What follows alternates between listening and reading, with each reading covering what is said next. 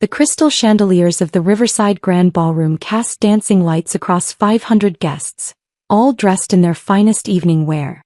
My sister Victoria's wedding reception was exactly what she'd always dreamed of, elegant, expensive, and designed to showcase the perfect life she'd built.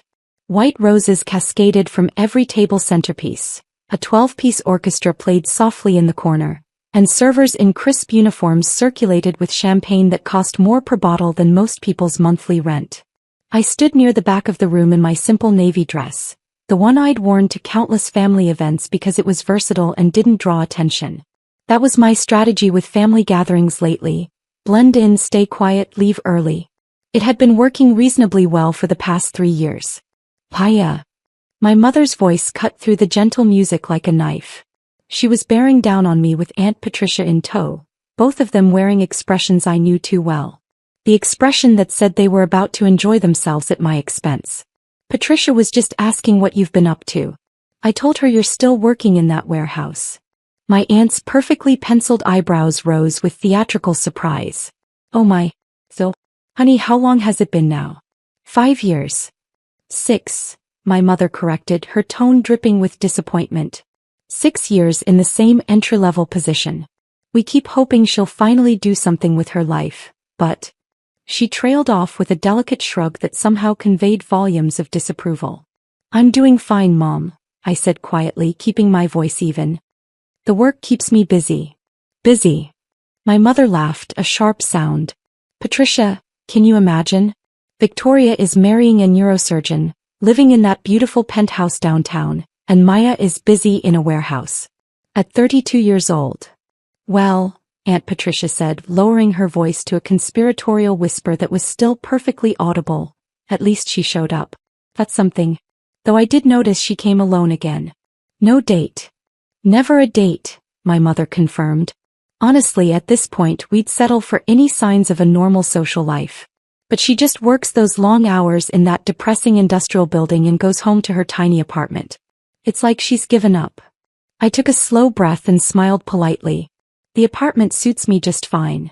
A studio, my mother said to Patricia. In that neighborhood. We offered to help her find something better, but she's so stubborn. Victoria appeared then, resplendent in her custom Vera Wang gown, her new husband Derek at her side. She looked like a princess from a fairy tale, exactly as she'd planned. Her eyes landed on me and something flickered across her face, a mix of triumph and disdain. Why, you made it. She kissed the air near my cheeks, careful not to smudge her makeup. I wasn't sure you'd come, what with your work schedule being so demanding. The way she said demanding made it clear she thought my work was anything but. Wouldn't miss your big day, I said genuinely. Despite everything, she was still my sister. How sweet. Victoria's smile didn't reach her eyes. Derek, this is my little sister Maya. The one I told you about. She works in logistics. Warehouse work, my mother clarified helpfully. Loading and unloading, that sort of thing. Derek, to his credit, looked slightly uncomfortable with the direction of the conversation.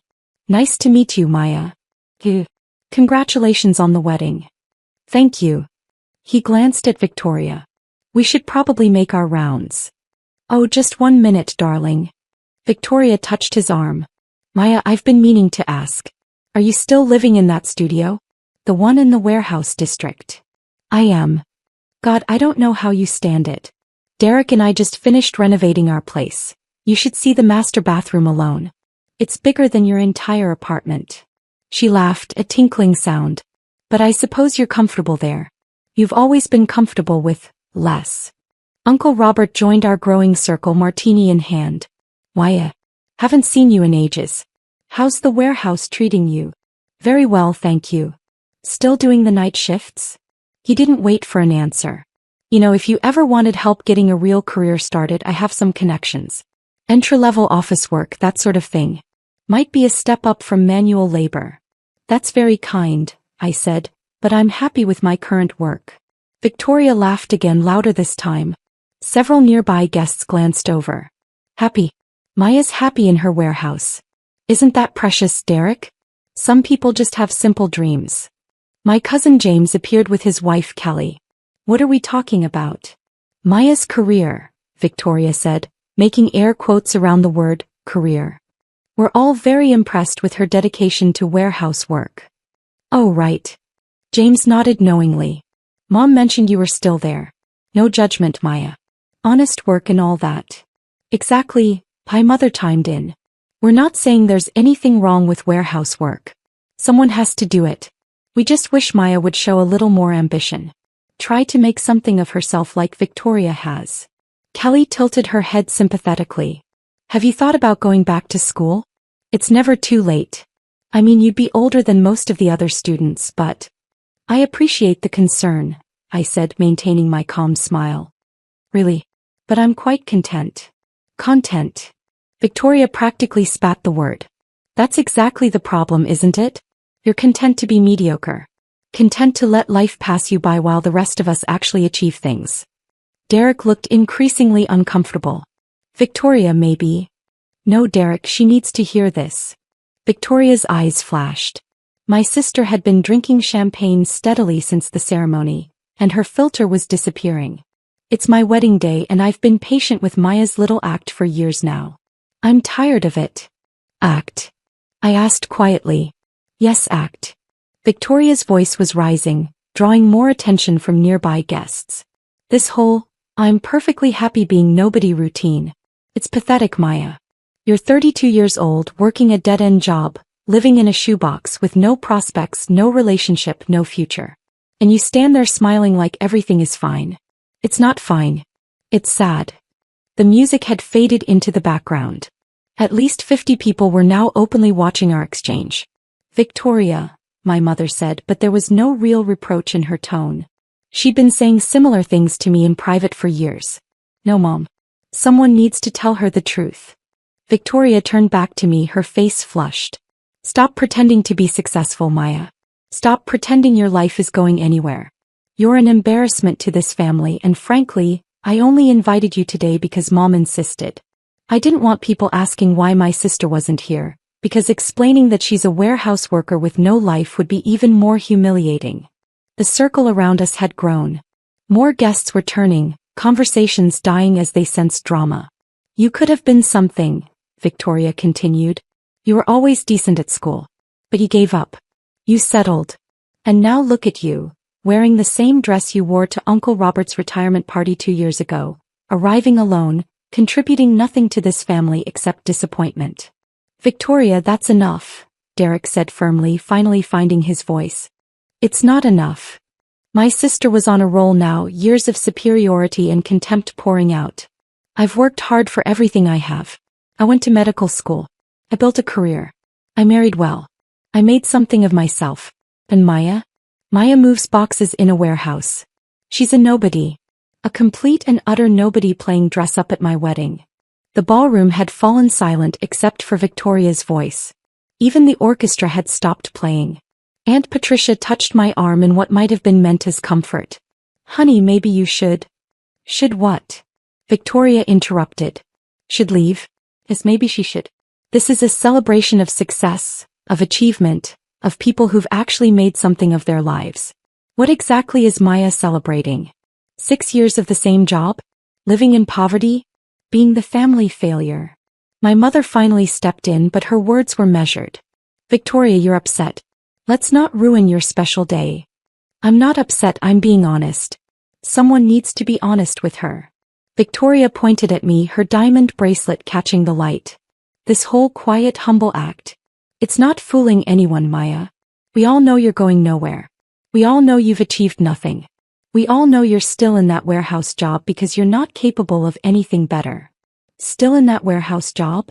My mother echoed, turning to me with that familiar look of disappointment. Please tell me you've at least gotten a promotion or something after all this time. I opened my mouth to respond, but Victoria wasn't finished. She probably hasn't even gotten a raise. My sister laughed bitterly. God, Maya, how do you live with yourself? How do you show up to events like this, surrounded by successful people and not die of shame? James jumped in, perhaps trying to lighten the mood. Come on, Victoria, it's your wedding day. Let's not what? Acknowledge reality. Victoria's voice carried across the entire ballroom now. Every single one of the 500 guests was watching. I'm tired of tiptoeing around Maya's feelings. I'm tired of pretending her life choices are acceptable. They're not. She's wasted her potential, wasted her youth, and for what? To move boxes? To live in squalor. Kelly whispered something to James, but Victoria heard it. What was that, Kelly? I just said, maybe Maya has her reasons for her choices. Reasons? Victoria's laugh was harsh. The only reason is lack of ambition. Lack of drive. Lack of everything that makes a person successful. Look at her, she can't even defend herself. She just stands there with that infuriating calm smile, pretending everything is fine when her entire life is a disaster. Uncle Robert cleared his throat. Now, Victoria, your sister did come all this way. All this way? She lives 20 minutes away. In that pathetic studio apartment that probably costs less than my car payment. Victoria's face was red now, her carefully applied makeup beginning to run slightly from the heat of her anger. And you know what the worst part is? She acts like she's above us. Like her simple little life is somehow noble. Like working in a warehouse makes her better than those of us who actually succeeded. I've never said that. I spoke quietly, the first full sentence I'd managed in several minutes. You don't have to say it. Victoria snapped. It's in every polite smile, every deflection, every time you refuse our help or advice. You think you're too good for our suggestions, but look where your pride has gotten you. Nowhere. Absolutely nowhere. My father appeared then, working his way through the crowd. He'd been schmoozing with Derek's family across the room. What's going on here? Just having an honest conversation with Maya, Victoria said, her voice dripping with false sweetness. About her career. Or lack thereof. Dad sighed. Victoria, it's your wedding. I know it's my wedding, Dad. That's exactly why I don't want to pretend anymore. This is my day, and I don't want it tainted by having to explain to Derek's family why my sister is a warehouse worker who can't even afford a decent dress. Do you know how many people have asked me about her? Do you know how embarrassing it is to say, oh, that's my sister, she moves boxes for a living? Derek grabbed Victoria's arm. That's enough. You're being cruel. I'm being honest. Victoria wrenched her arm away. And if everyone else is too polite to say it, then I will. Maya is a failure. She's failed at life, failed at career, failed at everything that matters. And I'm sick of pretending otherwise. The ballroom was utterly silent. 500 people watching one woman publicly destroy her sister on what was supposed to be the happiest day of her life. I stood there maintaining my composure, that calm smile still on my face. Inside I felt the familiar ache of family rejection, but I'd learned long ago not to show it. Not to react. Not to engage. Nothing to say? Victoria taunted. No defense. No explanation for why you've wasted your entire adult life. I'm happy for you, Victoria, I said softly. Your wedding is beautiful. I hope you and Derek have a wonderful life together. Happy for me? Victoria's voice rose to nearly a shriek. You're happy for me? You should be devastated. You should be looking at what I've accomplished and realizing what a failure you are in comparison. But no, you just stand there with that smile, pretending you're satisfied with your pathetic little life. My mother tried again. Victoria, honey, maybe we should. Should what? Should keep enabling Maya's delusions? Should keep pretending her life isn't a complete disaster? No, Mom. No more. She needs to wake up and realize she's going nowhere, she's achieved nothing, and she's embarrassing all of us. It was at that exact moment, with Victoria's face red, her voice echoing off the ballroom walls, 500 guests watching in frozen silence, that I noticed something. People's phones were lighting up. First just a few, then more, then dozens of glowing screens across the ballroom as notifications began to arrive simultaneously. Uncle Robert glanced at his phone, frowned, then looked at me with sudden confusion. James pulled out his phone, read something, and his face went white. Kelly gasped audibly, her hand flying to her mouth. All around the ballroom, guests were checking their phones, their faces transforming from curiosity to shock to absolute disbelief. What? Victoria demanded, noticing the sudden shift in attention. What's everyone looking at? Aunt Patricia's phone buzzed. She glanced at it, read for a moment, then her eyes went wide. She looked at me, then at the phone, then back at me. Oh my God, she whispered. What? Victoria's voice was sharp with irritation. What is it? James turned his phone around, his hand shaking slightly. On the screen was a magazine cover. Forbes magazine. The header read, 40 under 40, the next generation of business titans. And there, front and center in a professional photo I'd sat for 3 months ago, was me. The cover text read, Maya Richardson, at 32 the youngest tech billionaire in history. How a quiet genius revolutionized global logistics. Victoria stared at the phone. What is this? It's Maya, James said quietly. It's your sister. More phones came out. People were frantically searching, reading, their faces showing progressive stages of shock. That can't be right, my mother said weakly. That's not. Maya works in a warehouse. Uncle Robert was scrolling through his phone now, his face pale. She owns the warehouse, he said, his voice barely audible. She owns the company. She owns. Jesus Christ, according to this, she owns the entire supply chain. Multiple companies. Across 6 continents. Victoria grabbed Derek's phone, her hands shaking. On the screen was the Forbes article, complete with photos, charts, and a detailed breakdown of my company's explosive growth and my personal net worth. This is a mistake, Victoria said, but her voice had lost its conviction. This has to be a mistake. It's not a mistake, said a voice from behind us. Everyone turned. A distinguished man in his 60s was approaching, flanked by 2 younger men in impeccable suits. I recognized him immediately. Malcolm Foster, editor-in-chief of Forbes. Mr. Foster, I said, surprised. I didn't expect you here. Your assistant mentioned you'd be attending your sister's wedding, he said with a warm smile. I wanted to personally deliver the first physical copy. He held out a magazine. It hits newsstands tomorrow, but the digital edition just went live. Causing quite a stir already, I see. He handed me the magazine. There I was on the cover, professional and confident in a way I never was at family gatherings. The version of myself I was at work, not the quiet daughter and sister who smiled politely through insults. Victoria was staring, her mouth opening and closing without sound. Maya Richardson, Malcolm continued, addressing the room as much as me, founder and CEO of Global Flow Technologies. 6 years ago you started writing logistics algorithms in that warehouse you worked at. The warehouse you now own along with 17 others worldwide. Your software revolutionized supply chain management globally. Current company valuation is $8.7 billion. Personal net worth estimated at $4.2 billion, making you the youngest self-made billionaire in the technology sector. The silence in the ballroom was deafening. The warehouse job, my mother whispered. You were working, I said simply. I was working. I started as a night shift logistics coordinator. I noticed inefficiencies in our systems, so I started writing code to fix them. The algorithms worked. Really worked. I pitched them to the company owner. He gave me a chance to implement them. Within 6 months, our efficiency increased by 340%. Within a year, other companies were asking to license my software. Within 2 years, I'd bought out the original owner and expanded globally. Malcolm nodded enthusiastically. It's one of the most remarkable business stories of the decade. You disrupted a $1 trillion industry while most people didn't even know you existed. We've been trying to get you for a cover story for 2 years. I prefer to keep a low profile, I said. Clearly. Malcolm smiled. But the business world deserves to know the genius behind Global Flow. Your algorithms are running logistics for 40% of Fortune 500 companies.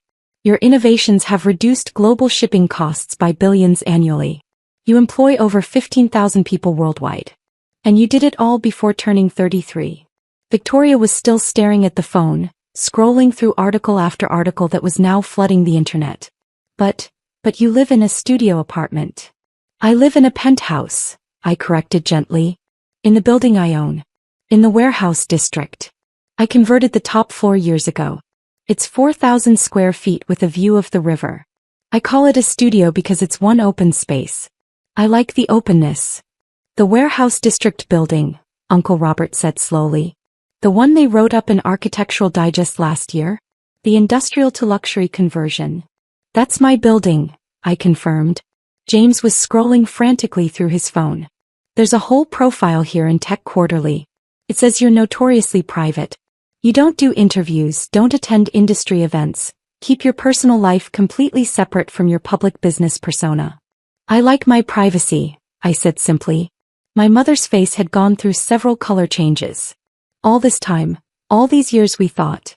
You thought I was a failure, I finished for her. I know. You've mentioned it. Frequently. Aunt Patricia was reading from her phone now. It says here that you've donated over $200 million to education initiatives. You've funded scholarships for over 10,000 students from low-income backgrounds. You've built schools in 12 countries. Education matters, I said. Kelly had found another article. Business Insider says you're one of the most influential tech leaders under 40. They're calling you the quiet revolutionary, because you changed an entire industry without seeking any publicity. Victoria's face had gone from red to white. Why didn't you tell us? I looked at my sister, really looked at her. Would you have believed me? Every time we talked, you were so convinced I was nobody, going nowhere, achieving nothing. When would have been the right time to bring it up? At Thanksgiving when you were explaining to everyone how I'd wasted my potential? At Dad's birthday when you told me I should be more ambitious? Today when you called me an embarrassment. Derek had stepped away from Victoria slightly, his face showing his mortification. Several of his family members were in the crowd, all of them now staring at Victoria with various expressions of shock and second-hand embarrassment. Malcolm was still standing there, clearly enjoying the drama despite himself. I should mention, he said, that we're not the only ones covering this story. The digital edition is already trending #1 globally. Every major business publication is rushing to put together their own profiles. Maya, your anonymity just ended quite spectacularly. One of the young men with Malcolm stepped forward. Ms. Richardson, I'm Jason Chin from TechCrunch. We met briefly at the Supply Chain Innovation Conference last year. Would you be willing to comment on? Not today, I said politely but firmly. This is my sister's wedding. I'm here as a guest, not as a sue. Victoria laughed, a strange, broken sound. My wedding. Right. My big perfect wedding that I've been planning for 2 years. My moment to shine and show everyone how successful I am. And you're a billionaire. A Forbes cover billionaire. Your wedding is still beautiful, I said, and I meant it. You married someone you love. That matters more than anything in my bank account. Don't, Victoria said sharply. Don't be gracious about this. Don't stand there and pretend this doesn't change everything. It doesn't change anything, I said. I'm the same person I was 10 minutes ago. The same person I've been for the past 6 years. The only thing that's changed is what you know about me. My mother had sat down abruptly in the nearest chair. All those times we tried to help you find a real job. I had a real job. I was building a company. We offered you money, my father said, his voice stunned. We offered to help with your rent. I didn't need help. But thank you for offering. James was still scrolling, reading article after article. It says here that you personally own 87% of Global Flow. That you've never taken outside investment because you wanted to maintain complete control of the company direction. That's correct. The company that's valued at $8.7 billion. The valuation fluctuates, I said. That's just an estimate. Uncle Robert was shaking his head in disbelief. We thought you were too proud to accept help. We thought you were stubborn and foolish. I was focused, I said simply. I had a vision for what I wanted to build and I built it. I didn't need to announce it to everyone. I just needed to do the work. Victoria's carefully planned reception was falling apart around her. Guests who should have been celebrating the newlyweds were instead clustered around phones, reading about me, whispering, pointing. The gossip would spread through their entire social circle by morning.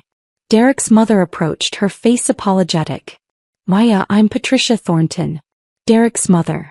I just want to say, well, it's an honor to meet you. I've read about Global Flow's innovations. My son works in surgical technology, and your logistics systems have revolutionized medical supply chains. You've literally saved lives with your work. Thank you, I said. That means a lot. She glanced at Victoria with barely concealed disappointment. My son married into quite a remarkable family. Victoria's face crumpled. The reality was setting in. Her perfect wedding, her moment to shine, had been completely overshadowed.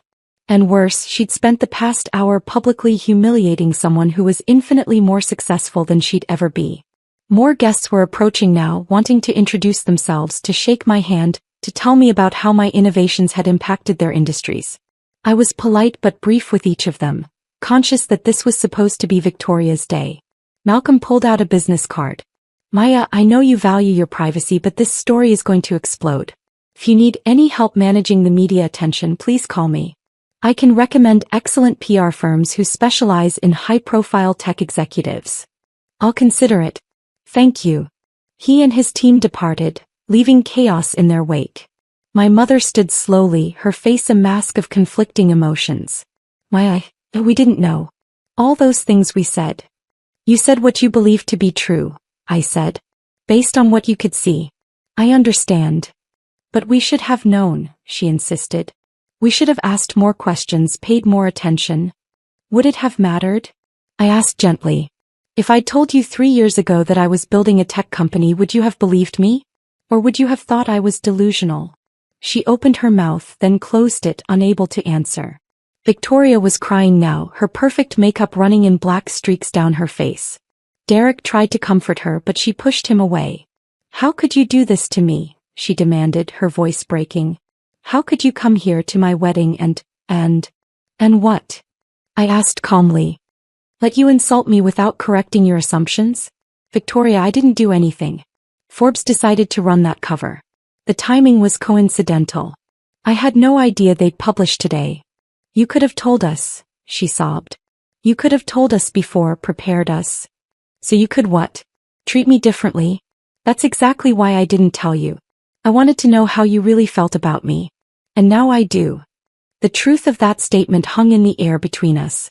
Aunt Patricia approached hesitantly. Maya dear, I hope you can forgive the things we said. We were so wrong about you. You were wrong about my career, I corrected. But you were also right about some things. I do live alone. I don't date much. I don't have a traditional social life. Those things you criticized were accurate. I just didn't think they made me a failure. They don't, she said quickly. Of course they don't. You're brilliant, successful, incredible. I'm the same person I was an hour ago, I repeated. When you all thought I was a nobody. The ballroom was still in chaos. Victoria's perfect reception had devolved into what would undoubtedly become the most talked-about wedding disaster in their social circle's history. Not because of any typical wedding mishap, but because the bride had spent an hour publicly eviscerating her sister, who then turned out to be a billionaire. Derek's father approached, a tall man with kind eyes. Ms. Richardson, I'm Michael Thornton. I apologize for my family witnessing such a difficult moment. For what it's worth, my son is a good man. He'll be good to Victoria. I know, I said. I can tell. She's lucky. I think, he said carefully, that she's realized she's lucky in more ways than she understood before today.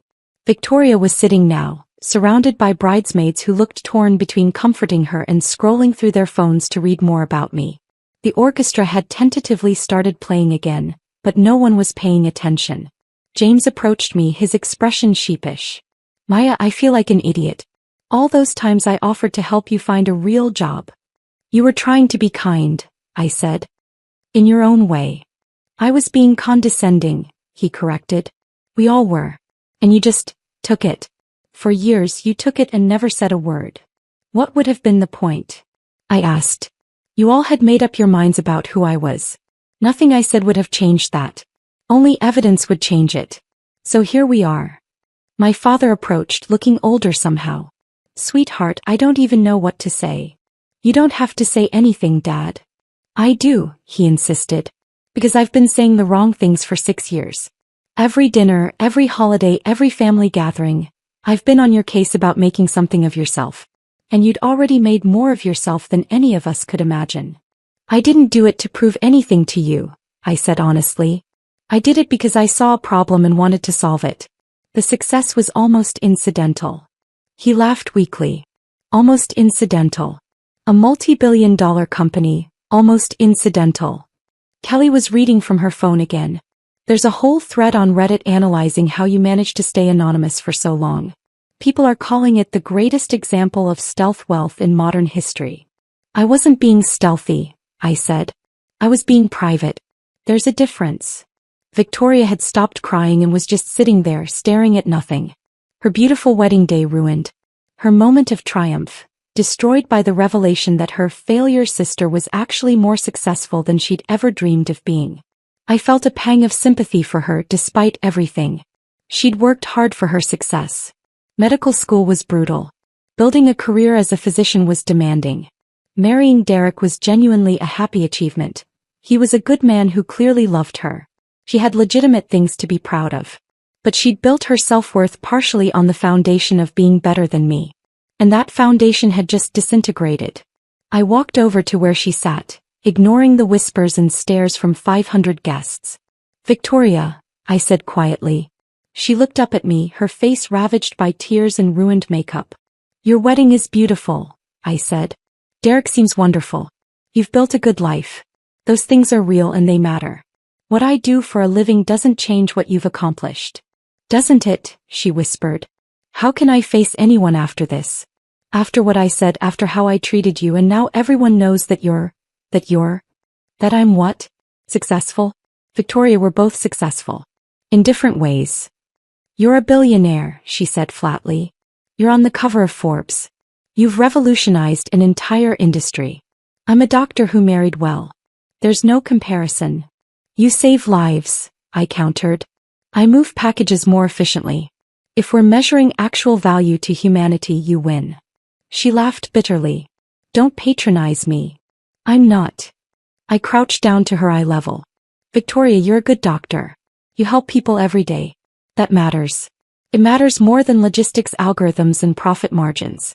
I genuinely mean that." "Then why didn't you tell us?" She grabbed my hand desperately. "Why did you let us think you were nothing? Why did you let us treat you like a failure?" I finished. "Because I wanted to see who you all really were. Who you were when you thought I had nothing to offer you. And now I know." She flinched as if I'd slapped her. I stood up. "Enjoy the rest of your reception, Victoria. I'm going to leave now. I think my presence is causing too much disruption." "Maya, wait." My mother stood, reaching for me. "I'll call you later, Mom," I said. "We can talk when emotions aren't running so high." I walked toward the exit and the crowd parted for me like the Red Sea. 500 people watching the warehouse worker, the billionaire, leave her sister's wedding. As I reached the door, Derek caught up to me. "Maya, please. Don't leave like this. Victoria is devastated." "She didn't mean." "She meant every word," I said gently. "And that's okay. That's who she is. Who you all are. I'm not angry about it. I'm just done pretending we're closer than we actually are. She's your sister. I know. And she thinks I'm an embarrassment to the family." You heard her say it. Multiple times. To hundreds of witnesses. He had no response to that. "Derek, you seem like a good man. Take care of her. Help her understand that her worth isn't dependent on comparing herself to others. She'll be happier that way." I left before he could respond. Outside, my driver was waiting with my car. A Tesla Model S, understated and practical. Definitely not a warehouse worker's car, but none of my family had ever seen it. "How was the wedding, Ms. Richardson?" Marcus asked as I slid into the back seat. "Educational," I said. "Very educational." My phone was already blowing up with notifications. Messages from colleagues, business partners, investors, all reacting to the Forbes cover. Requests for interviews from every major media outlet. Invitations to speak at conferences, appear on talk shows, attend galas and fundraisers. My quiet anonymity was gone, shattered by one magazine cover and spectacularly bad timing. I opened my laptop and started reviewing the quarterly reports that needed my attention. The work didn't stop just because my family had a revelation. Global Flow had operations across 6 continents, thousands of employees depending on my leadership, and innovations in development that would reshape the industry even further. That was real. That mattered. That was what I'd built while my family thought I was moving boxes. My phone rang. An unknown number. I answered. "Ms. Richardson? This is Catherine Walsh from Good Morning America. We'd love to have you on the show tomorrow to discuss the Forbes cover and your incredible success story. We're prepared to offer." "I'm not interested, thank you," I said politely and hung up. The phone rang again immediately. Another media outlet. I sent it to voicemail. Then a text from my assistant, Sarah. "The Forbes article has been shared 2.3 million times in the past hour. Your private social media accounts have been identified. Multiple news crews are outside your building. Security is handling it but wanted you to know. I sighed. This was going to be complicated. Another text, this one from Victoria. I'm sorry. I'm so sorry. Please call me. Please. I stared at the message for a long moment, then put my phone face down on the seat beside me. Marcus glanced at me in the rearview mirror. Rough day, boss. You could say that. For what it's worth, he said, they're idiots for not seeing what was right in front of them all along. I smiled despite everything. Thanks, Marcus. Home. Yes. Home. As we drove through the city toward the warehouse district, toward my building, my penthouse, my quiet life that was about to become significantly less quiet, I thought about the past 6 years. The long nights coding in that warehouse. The meetings with venture capitalists who underestimated me. The slow, steady building of something real and lasting and valuable. I'd done it all while my family thought I was going nowhere. While they pitted me, criticized me, offered me unwanted help and unsolicited advice. And now they knew. Now everyone knew. Whether that was a good thing or a terrible thing remained to be seen. But one thing was certain. Nothing would ever be the same again. My phone buzzed again. Another text from Victoria. Please. Maya. I need to talk to you. I need to explain. I picked up the phone and typed a response. There's nothing to explain. You told me exactly what you think of me. I believe you. Take care of yourself, Victoria. Congratulations on your marriage. I hit send and turned off my phone. Tomorrow I'd deal with the media storm. Tomorrow I'd figure out how to maintain any semblance of privacy. Tomorrow I'd decide what to do about my family and their sudden change of heart. But tonight I was just going to go home, pour myself a glass of wine, and stand on my balcony overlooking the warehouse district I'd transformed from an industrial wasteland into one of the city's most innovative business hubs. Tonight I was going to appreciate the quiet before the storm. Because the quiet, the ability to work without scrutiny, to build without attention, to live without judgment, that was what I was really going to miss. The Forbes cover had given me recognition, validation, public acknowledgement of what I'd built. But it had cost me something too. It had cost me my anonymity, my privacy, my ability to attend family weddings without causing a scene. And I wasn't sure the trade was worth it. But that's the thing about success. Real success, the kind that changes industries and impacts millions of lives. Eventually it refuses to stay hidden. Eventually it demands to be acknowledged. Even if you'd prefer it to stay quiet. Even if you'd rather just keep moving boxes.